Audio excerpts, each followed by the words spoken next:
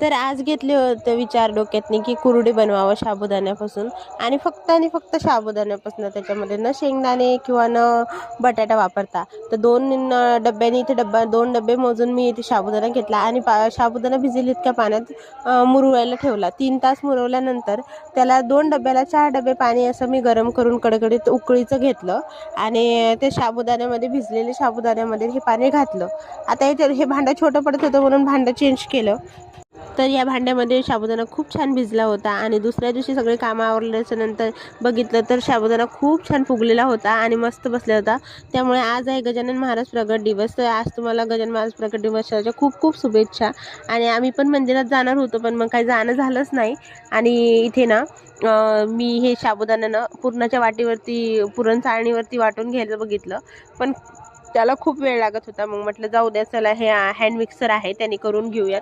तर मग ह्यानेच मी ते पूर्ण मॅश करून घेतला आणि छान पूर्ण मॅश झाल्याच्या नंतर ना मी फक्त याच्यामध्ये आपलं साधं मीठ टाकलं. तुम्हाला जर आवडत असेल तर तुम्ही शेंगदाणा मीठ बी टाकू शकता, कारण ना उपवासाला कोणी कोणी शेंगदाणा मीठ खातं, पण आम्ही काही साधंच मीठ वापरतो त्यामुळे मग मी साधंच घालून घेतलं.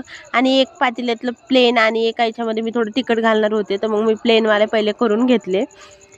प्लेनवाले जे आहे ना त्यात फक्त मीठ घालायचं आणि बाकी फक्त सोऱ्याने वळून छोटे छोटेसे कुरडया करून घ्यायच्या, जसं तुम्हाला जमते तसं. आता घरातच केलं मी, त्यामुळे मग मला वाटलं की नको घरात करायला, मग टेरेसवरती परत नेऊन ठेवायला अडचण होईल, म्हणून मग मी डायरेक्ट टेरेसवरती सगळं सामान नेलं आणि टेरेसवरतीच कुरडया करायला घेतल्या.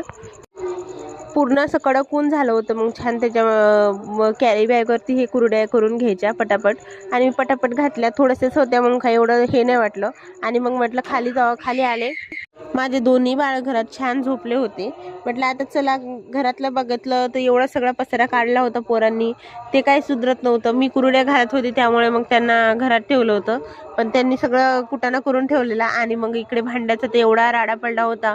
कुरडे करणं तर सोपं आहे, पण त्याच्या मागचा राडा कोणीच बघत नाही. खरंच इतका भांडे पडतात आणि इतके ते भांडे कडक होतात ना लवकर नाही घासले तर.